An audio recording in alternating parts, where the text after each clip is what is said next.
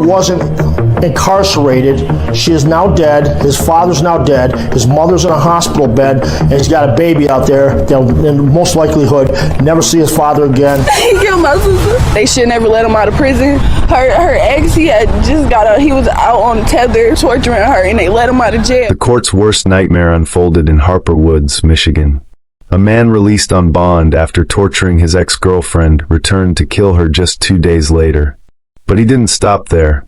Jonathan Welch's rage claimed not just his ex-girlfriend Zlayiah Frazier, but also his stepfather Robert Bray Jr. The most gut-wrenching part? His own mother, the woman who paid his bond, would become his third victim, dying from stab wounds 6 days after the attack. Jonathan Welch now back in jail tonight. He officially first bonded out on Friday, and then just 2 days later, prosecutors say he killed both his ex-girlfriend, his stepdad, and critically stabbed his mom. In a court hearing earlier today, a judge acknowledged action didn't come fast. July 10th, 2022 started like any other summer day. No one could have predicted that by nightfall, a neighborhood would be locked down, a house would be in flames, and 3 people would be dead or dying. A neighbor's doorbell camera captured the moment Welch's mother stumbled across the street, a knife still embedded in her back, begging for help. "My son," she managed to say. "He's stabbing everyone in the house." What followed was a 7-hour standoff. Police watched as Welch dropped his unclothed 1-year-old son from a window. Then came the smoke and flames as he set the house on fire. This isn't just another true crime story. This is about how the justice system fails victims of domestic violence, how warning signs are ignored, how a $10,000 payment can set a monster free. By the end of this video, you'll understand the red flags everyone missed, how 4 lives could have been saved, and what needs to change to prevent this from happening to someone you love. Ask yourself, what if the person who tortured your loved one could walk free with just $10,000? What would you do to protect them? Hey there, thanks for joining us on Hidden Crime Network. We're all about digging deeper into true crime cases. And today's story? Well, it might be one of the worst examples we've ever covered. If you find value in these stories that expose the truth behind the headlines, consider subscribing. Tap on the subscribe button and turn on notifications. It helps us continue uncovering these important cases. Plus, you'll get notified when we share new insights that might just help protect someone you care about. Our community spans across the country. We're always curious, where are you watching from today? Let us know in the comments. Alright, let's continue with this heartbreaking case from Michigan. A young mother, a boutique owner, and a woman with dreams that would never be realized because of one man's violence and a system that gave him a second chance he should never have had. So black man. Hey, Daddy. Hey, big kid. Zlayiah Frazier was just 22 years old, a young mom with big dreams, the kind of woman who lit up a room when she walked in. Her sister described her as funny, courageous, giving, and magnetic, the type of person who made it her mission to spread positivity wherever she went. Zlayiah wasn't just dreaming about success, she was creating it. She owned a boutique shop called Snobbish, where she sold trendy accessories that wouldn't break the bank. A young entrepreneur making her way in Detroit. But her greatest joy, being a mom to her 1-year-old son. She was an amazing mother, her friend told local news. That baby was her whole world. The father of her child was Jonathan Welch. They started dating young. Real young. By 2020, they had been together for 6 years without a single breakup. When asked how they stayed together so long, Zlayiah once posted, "Trust, forgiveness, and communication." On social media, everything looked perfect. The happy couple, the beautiful baby, the successful business. But behind closed doors, a different story was unfolding. You see, relationships change. People change. And Jonathan Welch changed in the worst possible way. What started as arguments turned into control. Control turned into violence. Violence turned into torture. Nobody saw it coming. Or maybe they did, and just didn't know how to help. That's the thing about domestic violence. It hides in plain sight until it's too late. By June 2022, Zlayiah knew she was in danger. She knew she needed to get out. What she didn't know was that the system designed to protect her would ultimately fail her in the most catastrophic way possible. June 12, 2022. A day that should have been just another Sunday in Detroit. For Zlayiah, it became a 4-hour nightmare. According to court documents, it all started over a phone password. Jonathan was becoming insecure about her social media comments and chats. He demanded access to Zlayiah's phone. He wanted to see who she was talking to. When she refused to give up her password, his jealousy turned to rage. What happened next was documented in painful detail by the Wayne County Prosecutor's Office. Jonathan took an extension cord. He wrapped it around her neck. He pulled it tight. He heated up a metal spatula on the stove until it glowed red. Then he pressed it against her skin, her arms, her legs. The burns left marks that would later be photographed by police. He poured gasoline on her. The threat was clear. He could end her life in seconds. He threatened her with a power drill. All of this happened while their 1-year-old baby was in the next room, crying, scared. She had marks and bruises all over her body, her sister later told reporters. But Zlayiah was smart. She was brave. When the baby's cries grew louder, she convinced Jonathan to let her check on their son. "I need to feed him," she said. "I need to change him." It was her only chance. The moment he removed the cord from her neck, she ran. She ran to a neighbor's house. She begged for help. The police came. They arrested Jonathan. They documented her injuries. They listened to her story. The charges were serious: torture, first-degree home invasion, criminal sexual conduct, assault with intent to commit intimate penetration, assault to do great bodily harm, and 3 counts of felonious assault. These weren't misdemeanors. These were major felonies. The kind that can put someone away for decades. The kind that should keep a dangerous man off the streets. The prosecutor's office pushed for a high bond. They knew what Jonathan was capable of. They knew Zlayiah wasn't safe with him on the streets. But the decision wasn't up to them. It was up to a magistrate named Dawn White. And her decision? Well, that decision would set in motion a chain of events that nobody saw coming. In the 36th District Court in Detroit, Magistrate Dawn White had a decision to make. On one side, a young woman with burns and bruises. A victim who had been through hours of torment. A mother fearing for her life. On the other side, Jonathan Welch. A man facing 7 serious charges, including torture. The prosecutor asked for a high bond. They knew the statistics. They knew the danger. Factors that are supposed to be taken into consideration when a judge or magistrate setting a bond. 23 years old, a time bomb. Now, I'm not saying that the magistrate or judge could have predicted that, but with the charges and the nature of the charges, it should have been apparent but Magistrate that White set society the bond needed at $100,000 with a 10% cash option. Let that sink in for a moment. Just $10,000 to walk free after being charged with torture. This is exceedingly difficult to get appropriate bonds for violent felonies from some of the 36th District Court magistrates, the prosecutor's office later stated. Translation? This wasn't a one-time mistake. This was a pattern. Harper Woods Deputy Police Chief Ted Stager didn't mince words. He called the bond decision an opportunity to finish the job and kill Zlayiah. A defense attorney not connected to the case put it bluntly. He was a time bomb. The nature of the charges should have made it apparent that society needed protection. But the decision was made. The bond was set.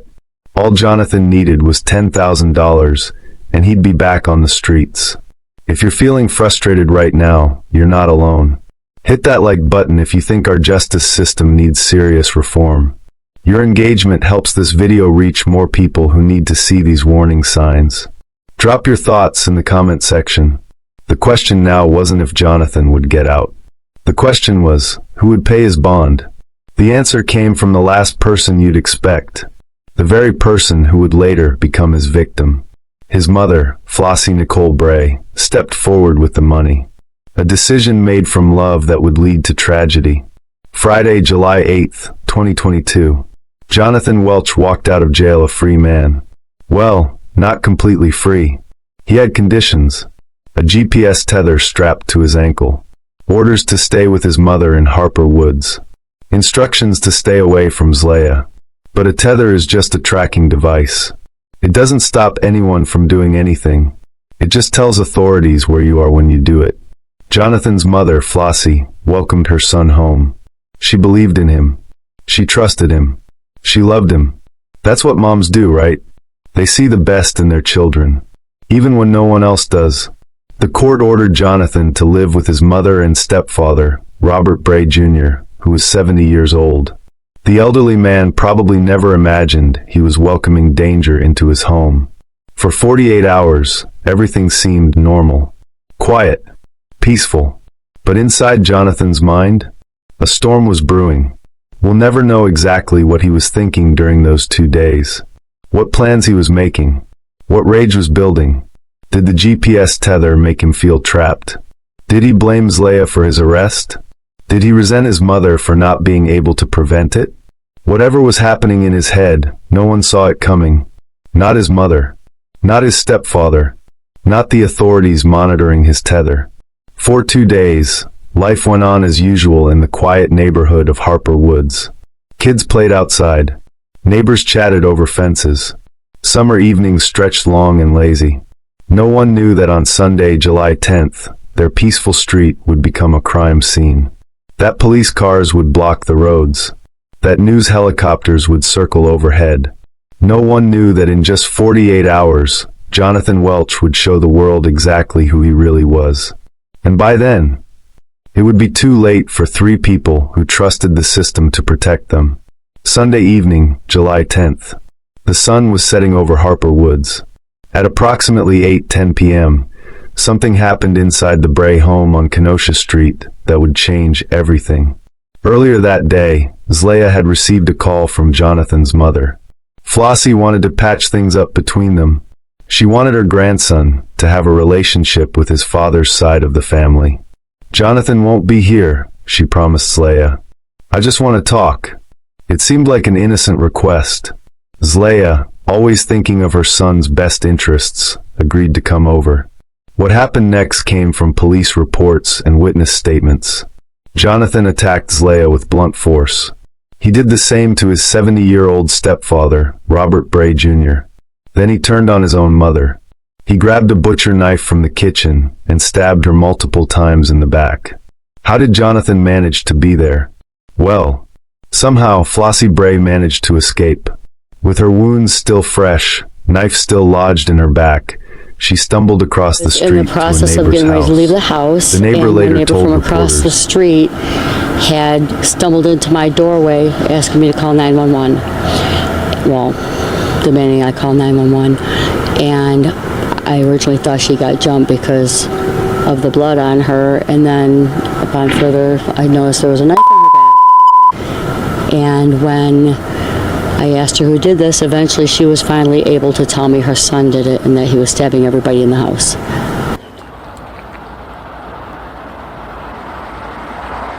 Harper Woods police responded immediately. When they arrived, Jonathan barricaded himself inside the home. He had his 1-year-old son with him. Then something truly shocking happened. Neighbors reported seeing Jonathan lowering his unclothed 1-year-old son out of a window onto the grass outside. Police officers, risking their own safety, rushed forward to rescue the crying child.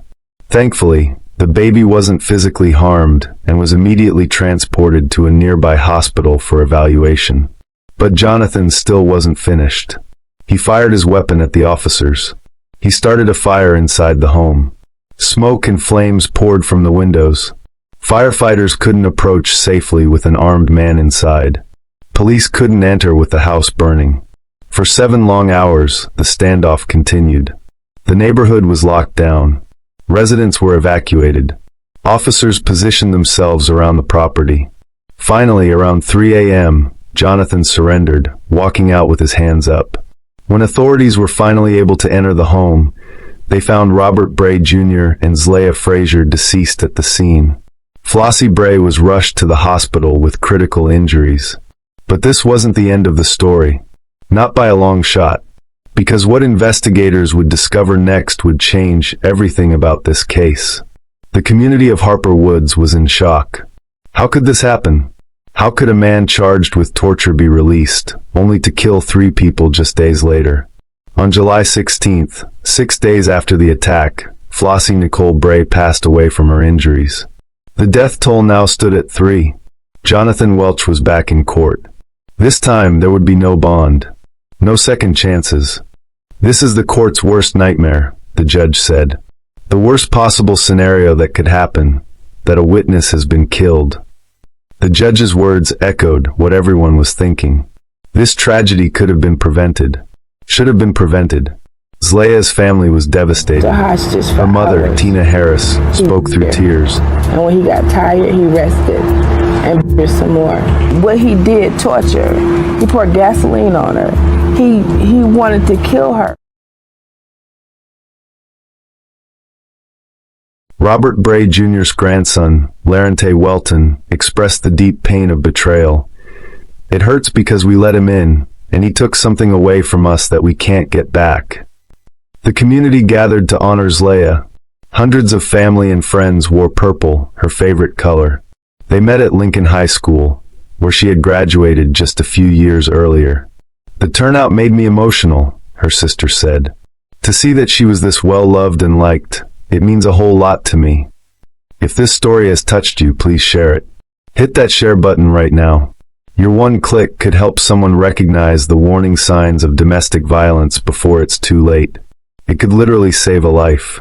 But as investigators dug deeper into Jonathan Welch's past, they uncovered something that no one saw coming. A 4th victim. A woman whose connection to this case would remain a mystery. And her name was Netaylah Morse. While the community mourned Zlayiah, Robert, and Flossie, detectives were connecting dots that led to a disturbing discovery. Jonathan Welch had killed before. On June 4, 2022, more than a week before his attack on Zlayiah, the body of 24-year-old Netaylah Morse was found in a field in Detroit. She had suffered fatal injuries from blunt force trauma. Her car was discovered nearby, set on fire. At the time, police had no suspects. No leads. Netaylah's murder was a mystery. But as investigators built their case against Jonathan for the Harper Woods killings, evidence emerged linking him to Netaylah's death. In March 2023, prosecutors added a 4th murder charge against him. The most puzzling part? Netaylah's family had no known connection to Jonathan Welch. They couldn't understand why he would target her.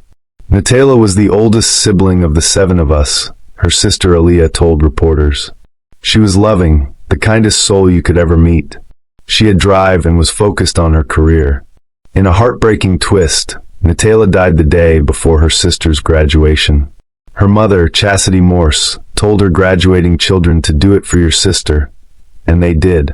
The timeline now painted an even more disturbing picture of Jonathan Welch. He wasn't just a man who snapped after being released on bond. He was already a killer before he was ever arrested for torturing Zlayiah. Think about that for a moment.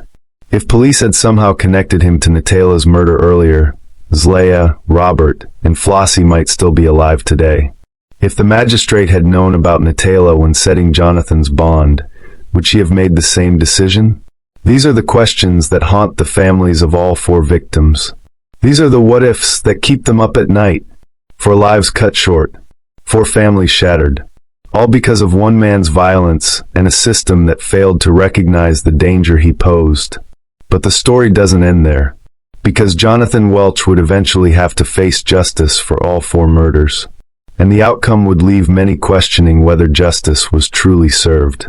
The trial of Jonathan Welch began in April 2023. The courtroom was packed with family members of all 4 victims. The evidence was overwhelming. The GPS tether Jonathan wore placed him at each crime scene.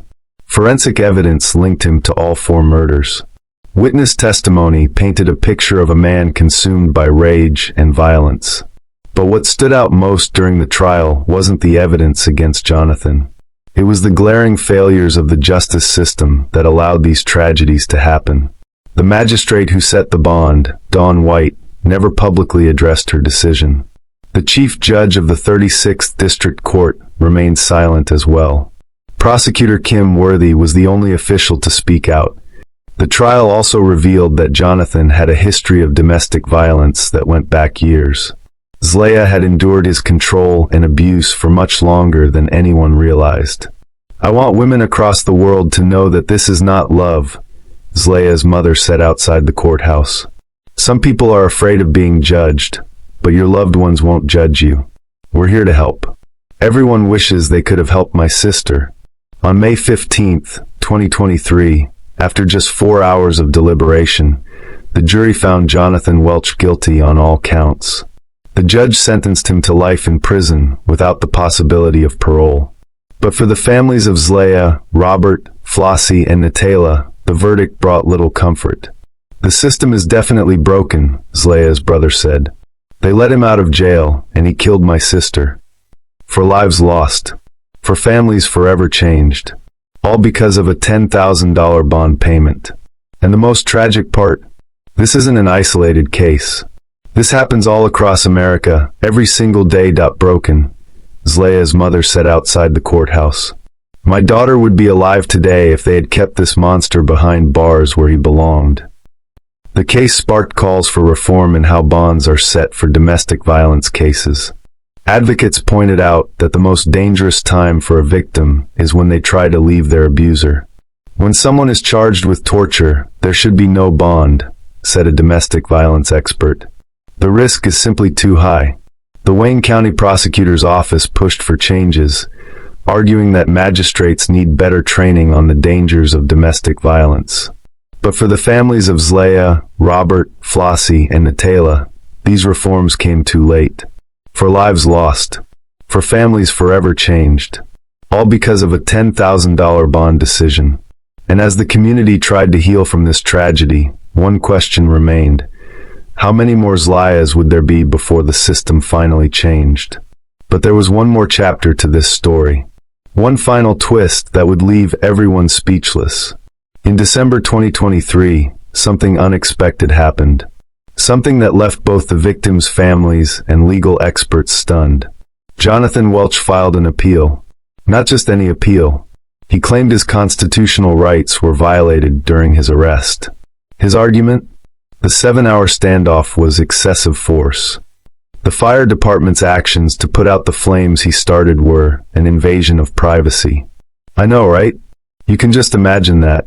The Michigan Court of Appeals didn't just reject his claims. They called them frivolous and without merit. But here's the thing that keeps me up at night. Jonathan Welch will continue to file appeals. He'll continue to drag the families through the pain. Again and again. Because that's what abusers do. They never stop trying to control the narrative.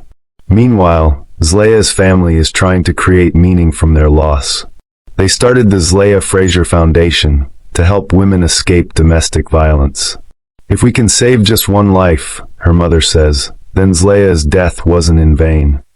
They're pushing for Zlayiah's law, legislation that would deny bond to anyone charged with torture or severe domestic abuse. The boutique Zlayiah owned, Snobbish, is now run by her sisters. They keep her dream alive while raising awareness about domestic violence. Zlayiah's son, now 3 years old, lives with her family. They show him pictures of his mom every day. They tell him how brave she was, how much she loved him. "He has her smile," her mother says. "When he laughs, I see her." For lives were lost. For families were shattered. All because of one man's violence and a system that failed to protect them. But their stories live on. Their legacy continues through the changes their deaths have inspired. So, what can we learn from this tragedy? What warning signs should we never ignore? And most importantly, how can we make sure this never happens again? Because the next Zlayiah might be someone you know, someone you love, someone who needs your help right now. First, the controlling behavior. Jonathan's obsession with Zlayiah's phone wasn't about trust. It was about control. When someone demands your passwords, it crosses a boundary that healthy relationships respect. Second, the gradual isolation. Friends of Zlayiah noticed she stopped hanging out as much, started canceling plans, became harder to reach. This pattern often emerges when someone is being controlled. Third, the escalation. It didn't start with extreme violence. It never does. It started with arguments, then control, then physical harm. Then, well, the situation worsened dramatically. Fourth, the movement for resolution without backups. She crossed boundary trying to make things right with the mother-in-law without precautions. Let's learn from that. But here's what's particularly concerning. The system had him in custody. They had the evidence. They were aware of what had occurred.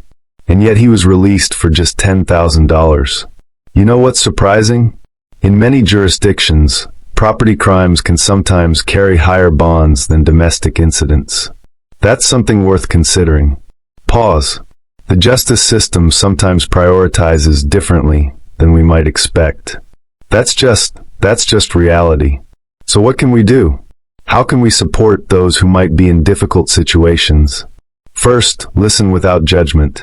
When someone shares concerns about their relationship, take them seriously. Second, be aware of resources.